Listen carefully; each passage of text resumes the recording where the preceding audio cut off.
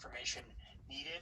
Let's just hope it's not blank or it doesn't have that missing information there. And this is not something, I apologize, Megan, or not Megan, Lisa, Gustavo, Mariana. This is not something you're doing. This is something I'm doing prior to assigning it to you. Is confirming we've got the required information. So we know the purpose because the study is cited here. We know that's the purpose of the study. So it's study feasibility. It's with Queens something Hospital Medical Association. So I know from my experience, we don't have a master agreement with them. So we're either going to be doing a broad or restricted there. All right, so this is what's called a CDA request form. Whether it's one, ideally we want this on every request. We don't always get it. If it's not a bulk request, meaning more than one, it's okay that we don't have it as long as we get at least some of this information in the actual MyBuy request. Now, the information we absolutely need is the party, our contact individual, and ideally the purpose. But even if it's not the purpose, we could technically move forward with it. So we scroll over. All right, we've got the PI name and we've got an additional contact. Great. I've got everything in place that is minimal for you to move forward with. Now, the additional information that it's good to have is the study number, which we have. It's for feasibility. That's the purpose. And there's this new study CDA questionnaire. Did they fill it out? They did not. Now, we can still move forward with it, but some of this information is there somewhere else. But what we don't have, which is good to have, is the length of the study and common revisions, mainly marking requirements of whether or not, of whether or not they can accept marking requirements. And what marking requirements is very common edit that sites make that is in our playbook, which in a legal stance we're okay with. But you got to think, marking is going to be done by the study team. So can the study team accept that? Sometimes they can, sometimes they can. I'd say most times they can. Jen, Megan, has there ever been a time where a study team says no, we can't, and was firm on it? Not where they were firm. I did have one say no at first, but then when I reached back out to them and explained the best efforts of it, then they went ahead and agreed to it. Yeah. Yes, oftentimes study teams might be hesitant to give that pre-approval, and we're just asking for that pre-approval so we don't have to escalate it later, because that escalation is likely going to add a day or two time. Now, if you ever do have to escalate stuff to the study team, my suggestion is after you email them, send them a chat as well, because with a 10-day goal, every 4-hour block is 5% of your timeline that you're trying to shave off. So send them the escalation message so it's there for archiving purposes, but then message them and say, hey, Mr. and Mrs. Study Manager, I sent you an escalation. Please review at your earliest convenience so I can get back to the site. But we asked for that pre-approval here, so we don't even have to do that. It's in the playbook. You know, you can offer it on a legal stance. Study team confirm that they can provide it, so then you can just go ahead and approve it if a site requests it. Length of the study comes into play when they are asking for a certain, in our contract, there's an obligation timeline. We go out the door with 10 years, which basically says any information we give to you, you have to be quiet about it for 10 years. Our playbook allows for 7 years to lower it to 7 years. And then under very unique scenarios, we can offer 5 years, but it's going to be based on a number of scenarios. And one of them is whether it's marketed or not, which means it's already been out there and we're just doing additional studies, and how long the study is going to be. And the reason the study comes into play is once they execute a clinical trial agreement, the confidentiality section there supersedes the CDA. So they're going to have to remain confidential anyway now that they sign the contract. But if it's a drug that we've never marketed before and it's a study that's going to likely take multiple years, then the chances of us going lower on that obligation of them remaining quiet is pretty low, because again, this information has the potential to be worth millions and millions of dollars. So no, sorry, Mr. and Mrs. Site, you can't share it. You know, and that is one of those make or break where we won't move forward with the CDA if there are parameters in place that we just cannot accept. All right, so we got the minimal information here. So what I would do is I would assign that. Let's see, what is the request? 719 right here. I go ahead and I would find your name and I'd sign it. Now what I'm going to do is I'm going to assign it to myself. I'm going to reassign it eventually to somebody else, but I'm going to assign it to myself so I can show you a few of the steps after the fact. All right, so now this is assigned to myself, 719. Let me close it and open it up now. So you'll get when you get something assigned to you, you get an email that goes to your inbox that's generated. Document request number, blah, blah, blah, 719 has been assigned to you. All right, so you get that. Now you know it's assigned to you. Before it also gets assigned to you, I'm also completing, let me play a little leapfrog with some of my screens here. All right, this is our CDA tracker. You are working out of the CDA tracker on a daily basis. I think I've seen some of you folks in here before. So whether you were looking at it out of curiosity, excellent, kudos to you. Let me clear all these out so I have no filters. I'll create filter views for you, and this way you can manipulate these filters that show up that only you can see them. So, all right. So before I actually assign it to you, I'm going to fill this out with all the information needed. So it was UCLA, and now on my other screen that you can't see, I've got the other information here. So Danielle Rodriguez. Let's see, request number.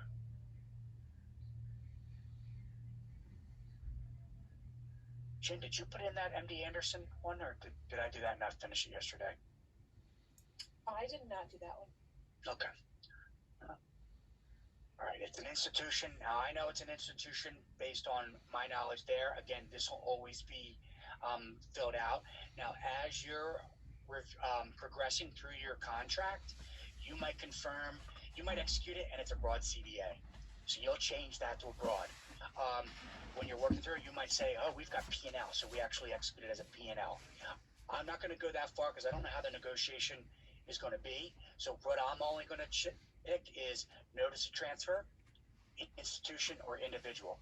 So this column dictates to you which template you're going to start with. Assigned. I might actually end up just negotiating this here just for the sake of doing so. Today's date, 1 p.m. local time, right on the cusp. So if I gave it to, we got one individual in California, we've got a few of you in Central, and Mariana, you're an hour ahead of me. So if I was to assign it to you, Mariana, I'm not putting today's date, this 22nd. You know, you're mostly through your day, but I want you to get into the habit. If you guys are ever assigned a CDA and I put the date that's the next business date, don't look at that necessarily as, oh, I've got some time, I don't have to do this now. Look at that as actually an opportunity for you to get ahead of the game. Because now you can get the draft out ethically before you're quote unquote assigned it. So that maybe you're a half a day ahead of time and you shave that off your metrics. That's something that was put in place prior to me coming on, and until somebody tells me otherwise, I'm going to continue utilizing that. So I'm going to put tomorrow's date, 10/23, assigned, and then I will put your name in here. So then it's in my view. So if you go there, when you're in your filter view, you can then manipulate these filters. And if you've got experience with Google Sheets or whatever this is called, you already know how to do that. Feel free to reach out to any of us to figure out that. Why? I should have more than this. Oh, okay. Let's select all.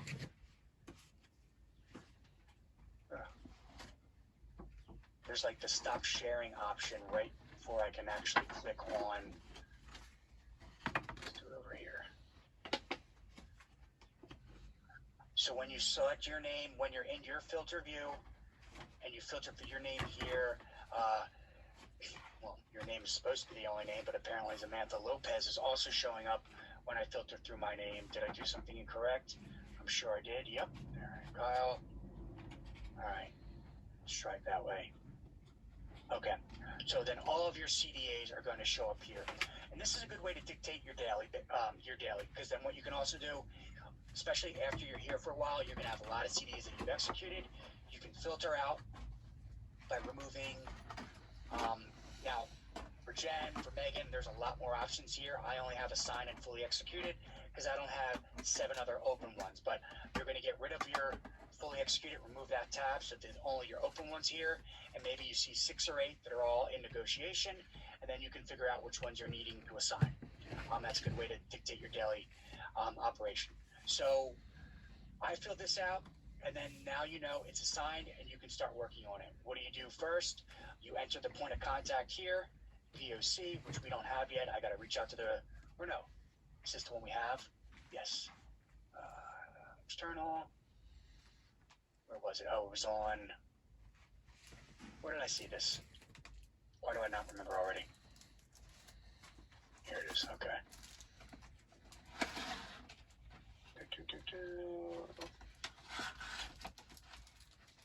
Linda Bouillon. And the reason you want to put that here is in case somebody else has to put forth effort on your behalf unexpectedly, they have this information.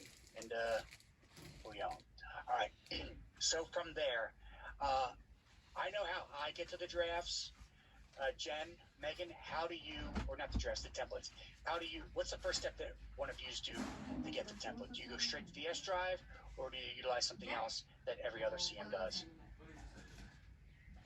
I can speak for myself. I'm going to the S drive and pulling the, looking at the last fully executed. Okay. That ensures you get the P&L, right? Yes. Okay. All right. So S drive, it's either utilize or access here or the OneDrive OneNote, which I think it still looks like this though, right? Jen or Megan? Yeah. Yes. I use like SharePoint, the web based, but yeah. But if I copy this pathway, it's still going to take them to the same place. All right. I'm going to show you 3 another option that'll take you right to it. So right here is going to be most of the information you have. So Jen and Megan and probably all the other CMs, they go to the last executed one. It's like, all right, so how do you figure out what's the last executed?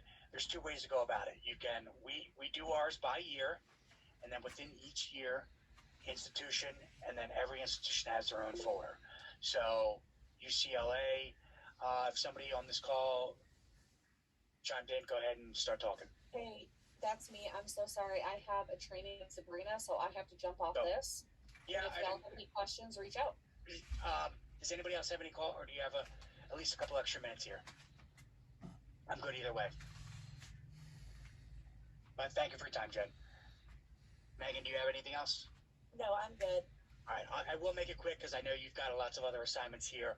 And no matter how specific I am in this, it doesn't matter. Some of it's just going to be easy to walk through it on the given moment. The other 3 newer folks, do you have any other calls? I'll take silence as a no. Yeah, I'm good. I figured if I have questions, I usually hit up Jen or Ricardo, depending on if he's in town. Gotcha. All right, so there's 2 ways to go to your last executed. You can look under here.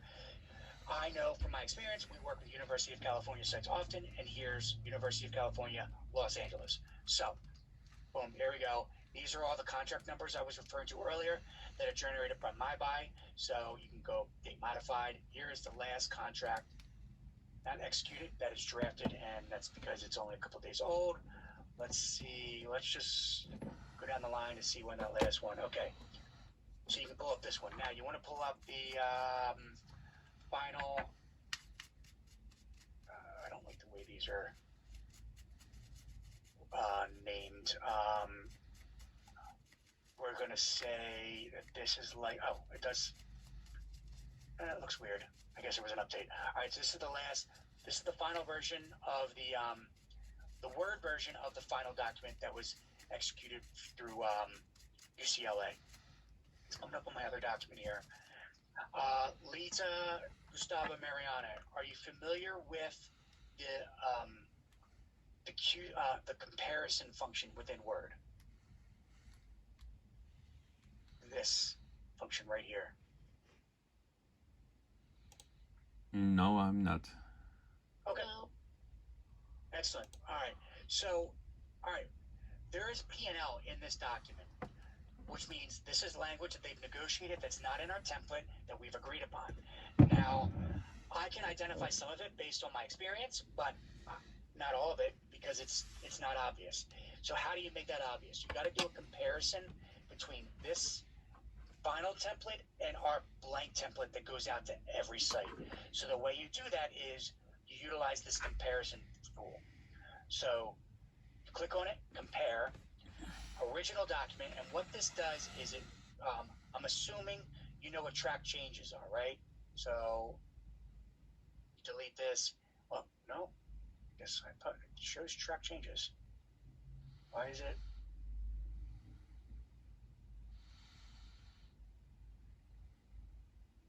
Shouldn't this? Oh, okay. I know it's simple. All right. So you're familiar with like when something looks like this, we call that a track change. I'm just going to move forward and assume you all know that's what I'm referring to.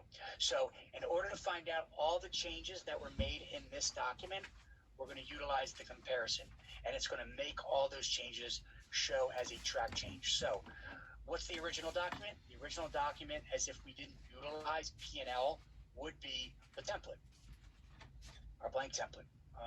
Let's see, CDAs here, templates, CDA templates, institution. Megan, do you do this in a much faster way than I do, or is this exactly how you do it? Institution.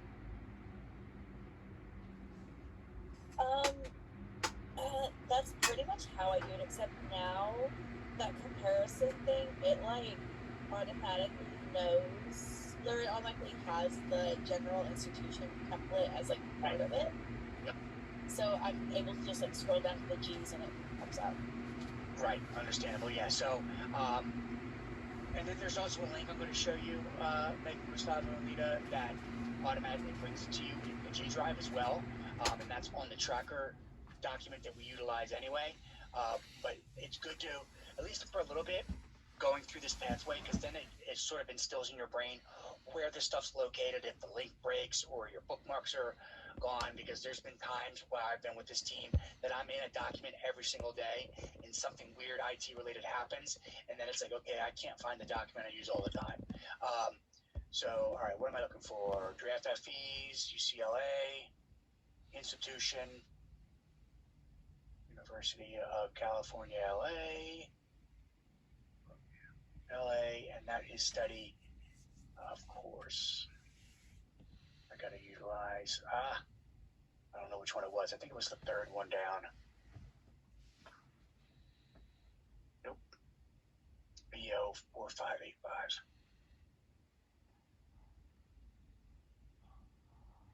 Maybe it was the second one down.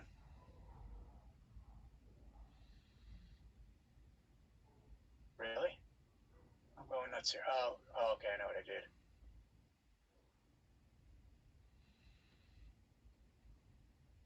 Maybe I don't know what I did.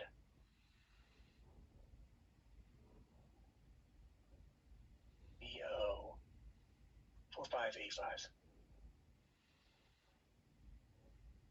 No, BO 45. 885.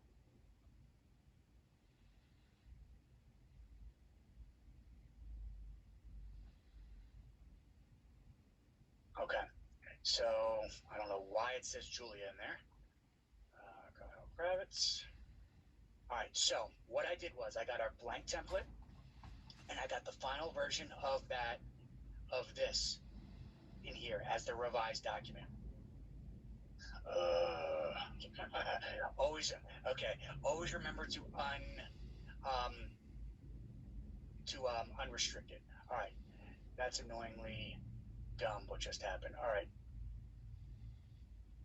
no, that's not. All right, 994. That's actually unlocked. My apologies here. Let's try it again. Track change, compare. 994 is the contract number. Original document.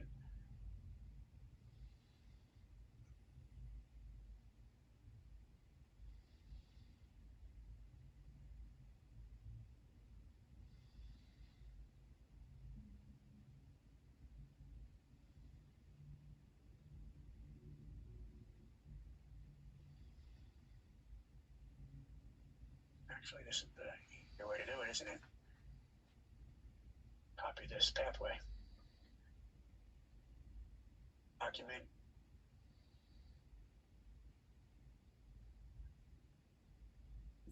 Okay, here we go. Final.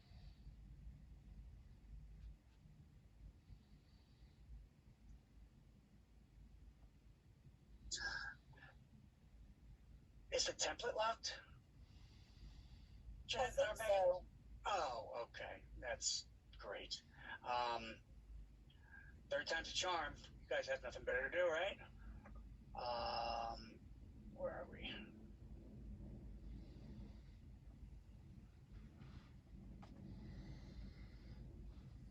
So Megan, what I've noticed is some of the passwords for these locks are MCM. I always thought they were just CM. Did that change? Is that unique to certain documents that somebody didn't realize, or what's happening there?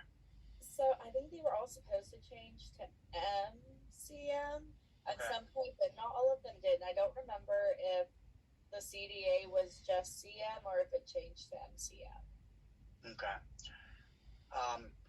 So, new folks, what's happening is right now this is locked. So if I was to send this to the site as is, nothing changed, they can't make any change. Sorry. Hey Kyle, in my training stuff so far, I've been told by everybody that we just use CM. So That's what I thought, and I was never told otherwise. So I was very confused when I wasn't able to unlock something, and then I just tried MCM, and that worked. So the password to lock, folks, is just going to be lowercase c and m. So right now, this document cannot be, no matter what is done, changed, whatever, I can't remove this and accept these changes unless I unlock it. And the reason we do that, if you're newer to negotiating with sites or counterparts on these documents, is you don't want them to make any changes without you knowing what it is. So in order for us on our end to accept these changes and no longer have them as redlined, you've got to unlock it. So CM, and it's not that. Let me guess, MCM. There it is. All right, so it's unlocked. I'm actually going to save it unlocked because that was the problem of why this track change version wasn't coming up. All right, so now third time's the charm. And if it doesn't work, I'm just hanging up and I'm leaving for the day. I'll talk to you guys tomorrow. CDAs.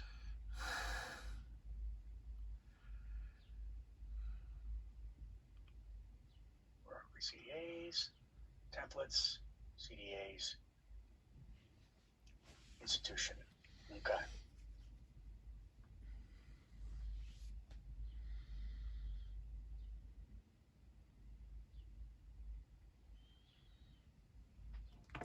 All right, I know the suspense is killing all three of you. What is this going to look like? I've waited so long for it. I can't wait. Here we go. Drum roll, please. Haha. All right.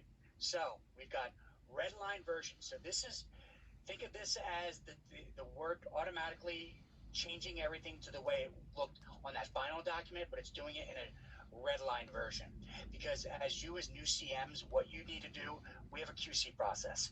Now, when you initially started our team, there's an initial QC process. So you need to submit that to me or your mentor as a initial QC. And what we're looking at here is confirming that you're selecting the right template, you're utilizing the P&L correctly, and all the other guidance language or efforts are made accurately. And once we get a good feeling and an understanding that you know what to do initially, that initial QC process goes away, and there's just the final QC, which means during the negotiations, anything that was changed was done via playbook, was done via approved by me or approved by the study team, or was P&L, and you do that by presenting us this QC track change version.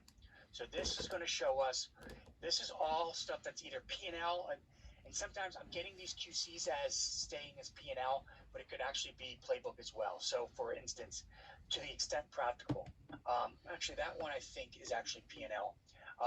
But this is showing here now, the version I had looked at here, there's no X here. That's just restricted. And this is the naming convention we were talking about earlier.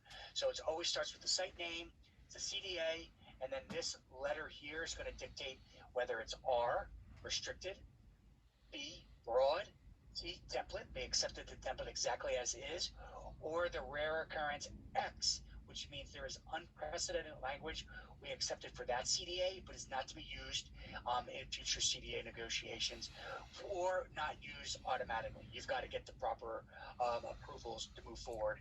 When you see that, and if you see site asking for language that you see in an X document, you need to explain to them, yes, I noticed you were approved it for the B045 study, but this was unprecedented. This is the reason why it was approved.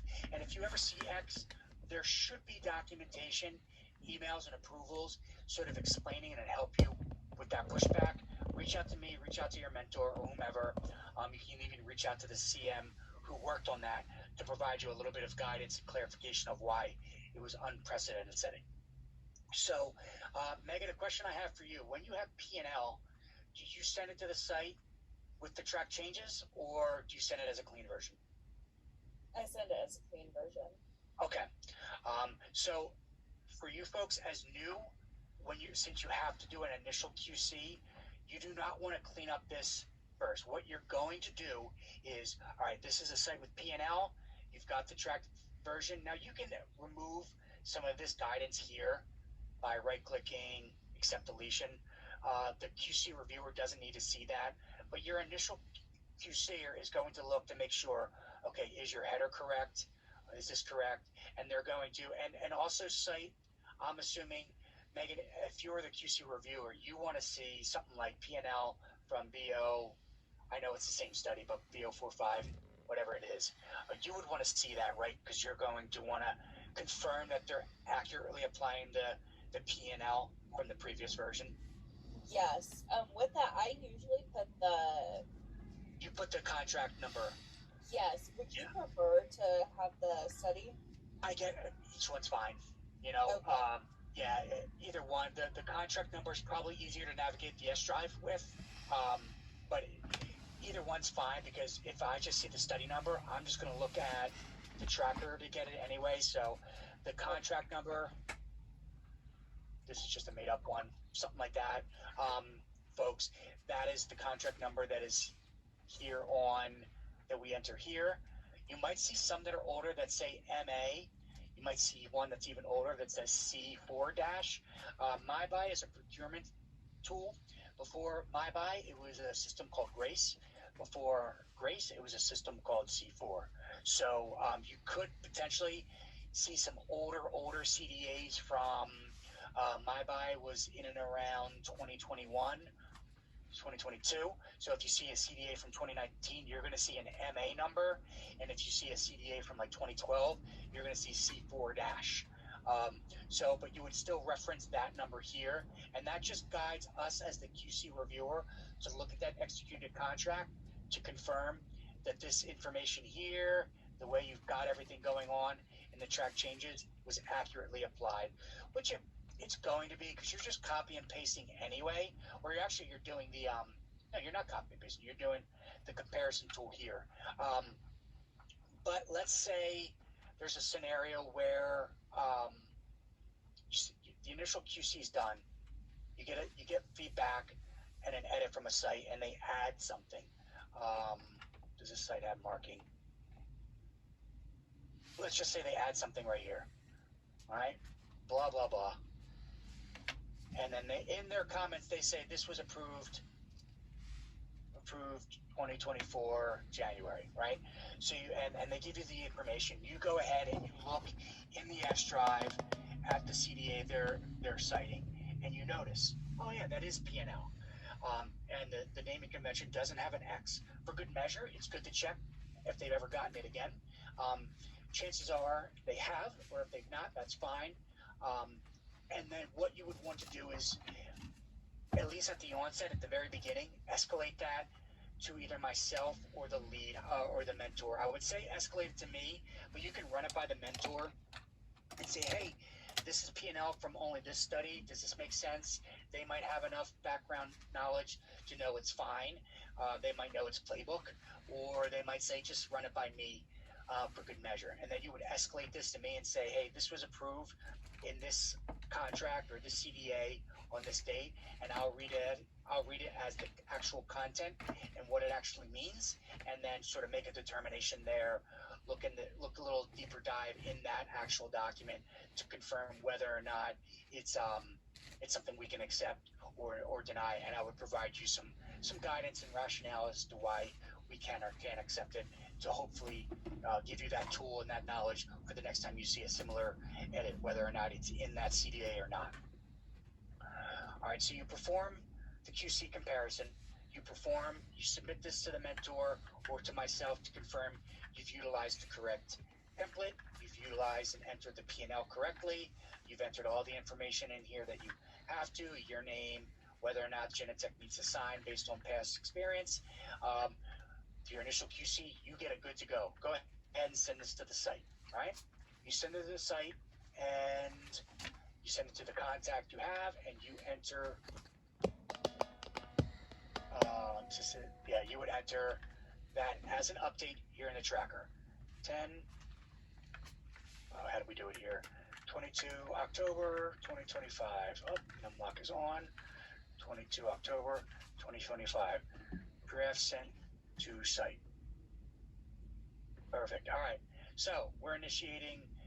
We want to follow up on a daily basis. So tomorrow, first thing you log on, 23 October 2025. Followed up with site.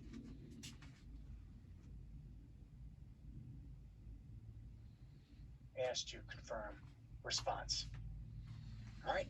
You're going to do that one more time. If they haven't responded, this is what we do. You're going to let the requester know, which is the study team. The requester information is going to be right here. You're going to say, hey, Danielle, I've followed up with the UCLA twice. I have not received confirmation of receipt. I will continue following up. Can you also assist me in getting the site to respond? And then what else I think you should also do, it's not required, is include the requester in your follow-ups moving forward, right? So this way it acts as a follow-up to both the requester and the site. And you're going to continue doing that until you receive feedback from the site. All right, you got feedback from the site. Now, this is a P&L scenario, so the chances are 90% of the time, I agree. We agree, you can go ahead and finalize. You're going to go ahead and finalize, and, I'm going to go through more detail on that another time since we're 25 minutes over. So on the other scenario is you're going to, I'm going to start sharing these links after the call in the next 24 hours. It's a site that's not P&L. Let's say we've never worked with them before, or you couldn't find anything. Maybe another CRO worked on it. They're going to provide you some edits. Those edits are going to be track change edits. You're going to review them against our playbook. Let's see if I can at least give you that visual here of what it is. Mutual recent playbook here. All right, so we've got edits in the version we've got back, and you've got a playbook that we're going to utilize. So edits come into play, deciding which step. The first couple here, this is a good thing to, let me share this with our call right now. Where are we? Here. The first few pages is also just figuring out the naming convention and the playbook or the template that's utilized. So I think page 2 or 3 is where it begins, scope of information. This is where it begins to initial edits of whether or not the site is wanting to restrict it, whether or not they've changed any of the information on that first page. So this CDA is a restricted CDA. Why is it restricted? The definition of information here, they've restricted it to only study VO45885. So that is a restricted CDA. So when we eventually execute this CDA, the naming convention is going to be R-VO4885, right? That guidance is here. If they don't make any edits to that, we know at the very least the scope of information is going to be broad. It might not be template, but it might have an expiration. But this CDA, once we execute it, we can utilize this CDA for the next 1 year, 2 years, 3 years, whatever it may be. Also in this is the most other common edit we get from sites is marking. Sites are going to require us to mark this information or to at least use our reasonable best efforts to mark this information. With that said, there's also information or language in this, a provision in this language that states that there are other certain information, even if we don't mark it, it's still considered confidential. The protocol, CRFs, investigator meeting information, and I believe even, is it here? What was it foregoing? I thought there was something else in here that we like to have that states even somebody familiar or within the pharmaceutical industry would consider this confidential. I thought that was playbook. Do you know what I'm referring to, Megan? I think so, and I think that was specific to a CDA that I was doing with University of Arizona, I think. Here it is. This. Oh, never mind. Yeah, no. I missed it at first as well. Because sometimes the site's language they're going to request doesn't match ours specifically, right? So what you've got to do as a negotiator is you got to read their language. First, we always want to have our language as the preferred language, but we've only got a 10-day goal here, so we don't want to take too much time referring to battling over verbiage or grammar, right? But we also want to try to stick to our preferred language as much as possible. So let's say they offered marking language. We provided our playbook language, which is just you copy and pasting and saying, we can agree in principle, here's our preferred language. We've got a little bit more leverage here in CDAs than we do in contracts because it's literally just us sharing our information. So the sites don't have as much power to say, well, this is our preferred language, this is what we want. Well, you do so professionally. I don't care what your preferred language is. We're providing you highly sensitive information, and if we agree in principle to what the language is going to be, you're going to utilize our preferred language. But let's say you've done that once in a professional manner, and the site still says, this is our preferred language, and maybe they've given you some rationale, whether it's weak or not, whether it is any rationale. Okay, then you get to the point of, okay, let me pick out the function of all their language, and does it match what we can accept in principle? So one of the things that we have in this language is sort of considered a reasonable person standard, which basically states if somebody within this industry would reasonably consider this confidential information, even if we don't mark it confidential, it's still going to be considered confidential because sometimes study teams' hesitancy to accept this marking language is, I just recently had this, and I've never had this sort of what do you call it, caution or reservation to accept is, the study team was afraid that they were going to have to stamp every page of every document, or every time they called the site, they had to say, this is confidential, and then move on. So there is this reasonable standard provision within us. So this is a very common language. I'd say, I don't know, 60% of our CDAs have some sort of marking language. Megan, would you agree to that? So, at least half of our CDAs have it. Yes, I think a majority of them do. Yeah, and it's reasonable. So sometimes we have to also negotiate with the study teams a little bit, sort of talk them off the ledge that they're not going to have to stamp every page or every sentence as confidential, because we have this provision in here, and just understand that the reason study teams are hesitant to accept is because they're the ones that actually have to do it. So if you think about it, if they forget to mark something as confidential and then the site go ahead and shares it, and then in the worst case scenario, we take this to court and the site is not in breach of the CDA, that breadcrumb is going to go down to Mr. and Mrs. Study Manager. You didn't mark this as confidential. You're on the hook, right? So this is all of our efforts in here. It's all CYA. That's all we're doing. It's all I'm doing. It's all Megan. It's all you're doing. It's all the site's doing. Is everybody covered? Who's going to get sued and who's not? And that's worst case scenario. And that's all contracts are covering the worst case scenarios. We work with these sites so often that they're not going to be blatantly sharing our information with them because, one, we've got a lot more funds to sue the crap out of them, which is not what we want to do anyway.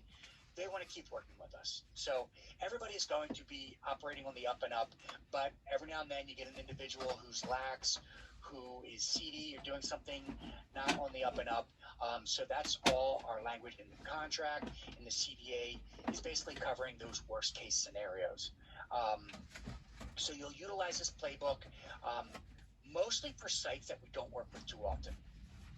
Most of our sites are P&L. If we have a notice of transfer, you're not looking at this at all because a notice of transfer is literally updating the information for the study, the protocol, molecule, sending it, they confirm receipt, and then we go ahead and execute it. So playbook is often used on sites that we don't work with too often, or you'll notice sites that have outside counsel they're utilizing. And what you'll notice with legal law firms that are utilizing these CRA negotiations, they're asking for a lot. Now, whether it's because they don't understand the context of clinical research or they're getting paid by the hour, and they're just going to ask for a lot of information because they can keep billing the site. I do not know what the case is, but you'll notice when sites are utilizing outside law firms, you're going to get a lot of edits that you generally do not see with sites that have P&L. You'll utilize the playbook. You'll provide rationale to the best that you can. Utilize me, Megan, another mentor or veteran to bolster your feedback. And I would say 90% of the sites that we haven't worked with before, our playbook is going to cover it. And the difficulty, what you'll experience is it might not be verbatim exactly what the playbook is. Just have confidence in yourself that if you're reading something on the page and you feel like it matches the playbook, it probably does. Now, it doesn't mean you go ahead and accept it. Come, bring me into the loop, bring in a mentor or a veteran CM familiar with it to sort of help you, guide you, and build that confidence even more. But most of the edits you're going to see, our playbook does cover it. With all that said and done, we're going to get a new template in a couple weeks. So get familiar with this playbook, but it's going to be changing in a couple weeks. So that's lovely. Megan, I haven't seen the template yet. I wish I had because I really want to know what all the CMs what we're going to be up against in the changes. I've been told it's not going to be significant, but what one person considers significant is not going to be the same as us because we're the ones actually dealing with it. That was a lot, and at the same time, it wasn't enough. So what I'm going to do in the next few days is I'm going to assign the three of you a notice of transfer or hopefully just a notice of transfer. That's going to give you good practice of going through the MyBuy, going through the tracker without having to focus too much on the language.